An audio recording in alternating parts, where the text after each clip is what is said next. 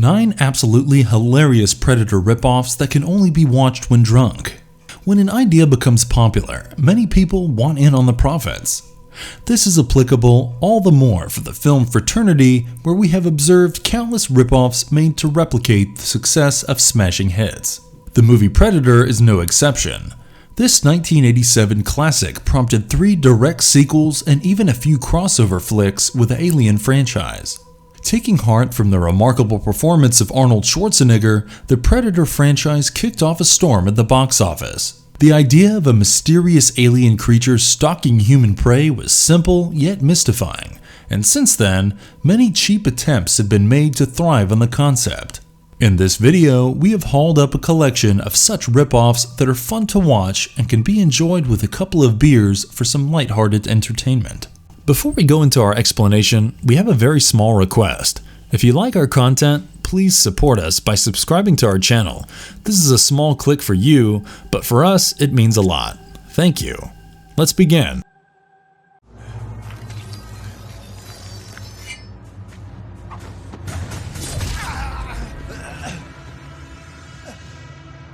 Jiu Jitsu 2020. It is a ritual for a band of Jiu Jitsu fighters to battle a group of deadly alien invaders every 6 years. However, things go terribly wrong when one of the ace warriors, Jake Barnes, suffers from amnesia and seems unfit to face the alien creature Brax. To make things worse, he is captured by a military squad that is incapable of fighting the powerful alien forces. The other Jiu-Jitsu fighters rescue him and try their best to recover his lost memory and strength. Can they save mankind from the vicious aliens? We tried hard, but there is hardly an excuse for this shabby effort. From awful acting to a direction that makes it seem like apes were at work, nothing really works for this movie. The worst part is probably that a movie titled Jiu Jitsu has so little of it to show for. In fact, most of the fighting that takes place in this film is the usual Hollywood-styled flashy fights. Things should have been better, especially because the cast is full of actors like Nicolas Cage and Rick Yoon who have proved their abilities in action flicks. Bruce Willis was initially roped in, but he was later replaced by Nicolas Cage. The special effects are ridiculous to the point that they seem hilarious, and the final fight scene will have you fall out of your seats in laughter. Here's a warning guys, watch it only after you are a couple of beers down.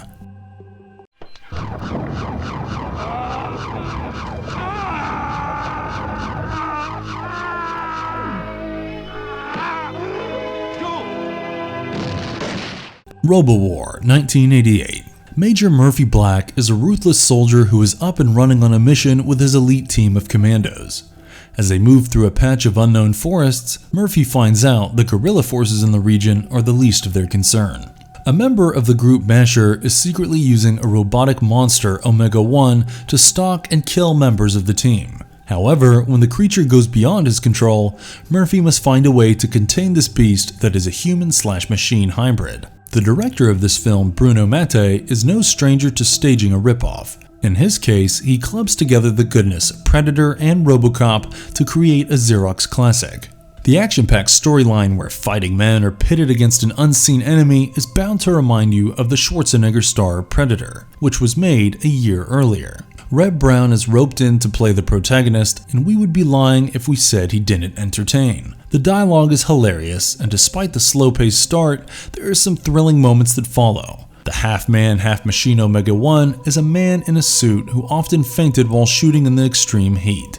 This Italian replica of Predator is a guilty pleasure that you can enjoy with friends for some lighthearted entertainment.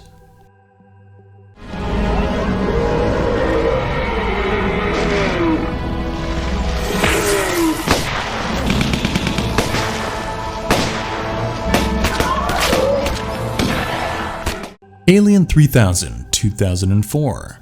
A remote forested region has seen some mysterious brutal attacks. As the attacker remains unknown, a rogue military unit is dispatched to seek out the cause for all the trouble. In one of the previous attacks, there was a survivor named Kate who was traumatized and taken to a mental institution. The team needs her for the investigation and will soon follow in the footsteps of the deadly creature that is behind all the attacks. Many people also know this movie as Unseen Evil 2, which was supposed to be a sequel to Unseen Evil. Whatever your introduction to this film might have been, you will probably agree that it clearly falls under the category of flicks that are so bad that they are hilarious. All seriousness aside, you'll probably laugh through the entire length of the movie. The first half of the film deals with some terrible special effects that make the creatures look more funny than intimidating. The second half changes by putting a man in a suit who puts the monster and DNA to shame with a horrendous appearance. The blood oozing out in the second half was purple-black in color, and when it spills out of the mouth of the victims, you can barely stop yourself from laughing. The chase scenes involving the alien are a must-watch for those who will be brave enough to try this out. Do not look for acting or script, for you will find neither in this Z-grade ripoff.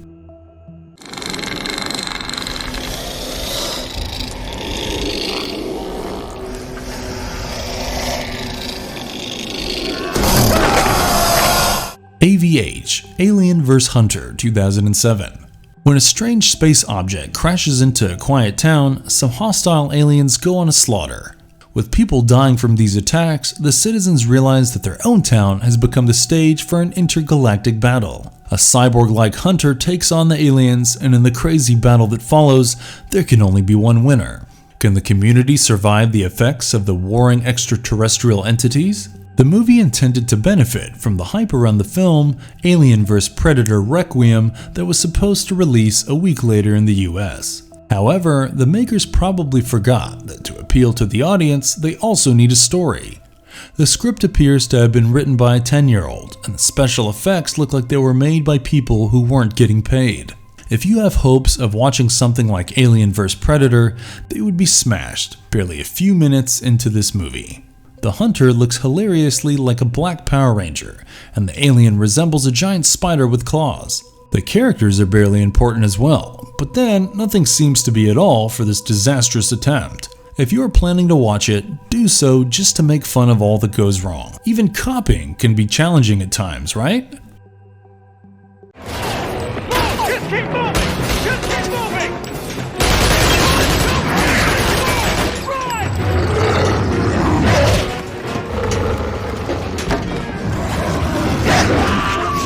Creature, 2003. How often do you see an experiment gone wrong giving rise to another monster in sci-fi horror flicks? Well, here is one more time, as a team of elite soldiers is sent to a genetic research lab where the attempt to get the ultimate weapon gave rise to a deadly creature. The team of commandos soon find themselves being stalked by this horrifying monster that has an uncanny resemblance to the one in Predator. The TV movie is known to many as Alien Lockdown and is one of the tragic attempts to recreate a classic. Being a TV movie, the lack of budget is obvious from the poor production values, and the sorry state of screenplay doesn't inspire faith in the storyline. This is just another disappointing effort from the Sci-Fi Channel, and the CGI of the creature leaves much to be desired. The cross between Predator and Alien is plagiarism gone wrong. The soldiers act like they are robots, and logic is non-existent in the narrative. There are times in the movie when you will wish that the creature kills them all. You could watch this when you are drunk, but beware of the nasty hangover that will follow the day after. What do you think? Am I stupid?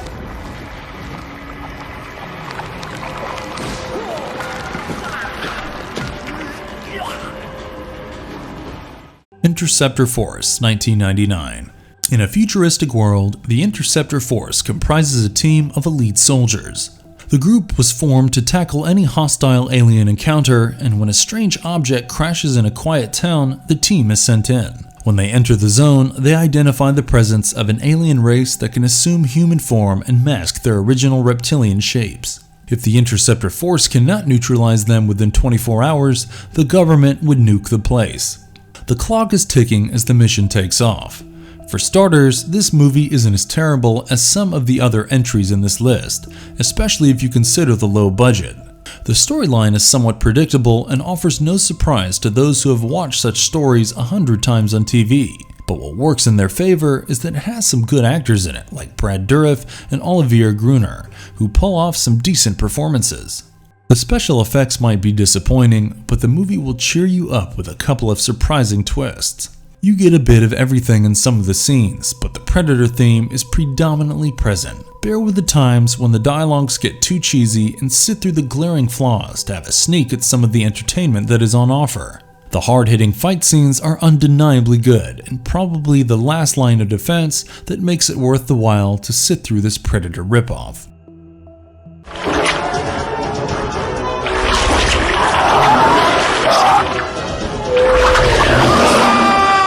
Code Red: The Rubicon Conspiracy, 2001. An Army Lieutenant, Peter Doyle, was discharged from the forces. This psychologically damaged soldier is being recalled for a challenging mission in the middle of Africa. It is a rescue mission where his brother might be the last member standing from the last mission that was sent. Once he is in the war zone, he realizes that the local rebels are not his only concern. There might be something unworldly in the mix of things, and this opposition will take the best of his efforts to be subdued. Is he up for the task?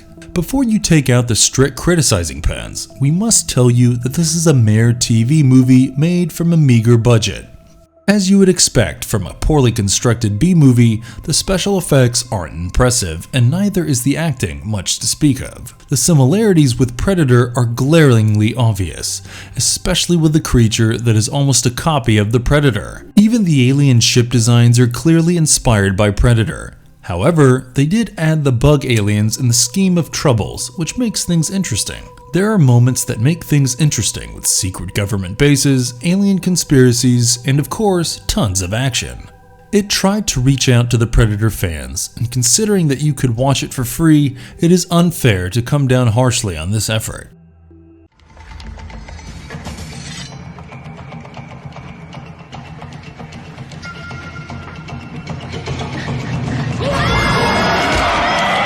DNA, 1996. This movie has yet another story of a rogue scientist creating a monster that needs to be contained.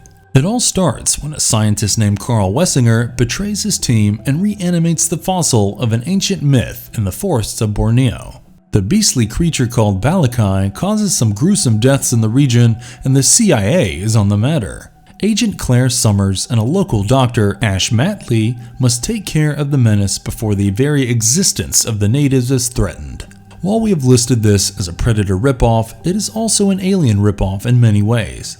To be precise, the plot has a resemblance to Predator, while the creature is clearly inspired by Alien. All this could have still worked to provide an entertainer, but the script turned out to be disastrous.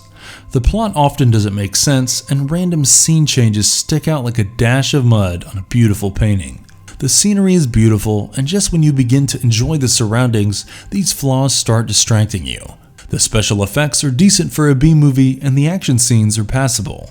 One of the best things in this movie has to be the presence of Mark Dacascos, who plays the role of the heroic doctor. For a straight-to-video B-movie, you cannot really blame them for ripping off entire scenes from the likes of Jurassic Park, Predator, and Alien. While there are a million things wrong with this movie, it certainly is a cheesy, cheap thrill ride that syncs just fine with the fun movie night.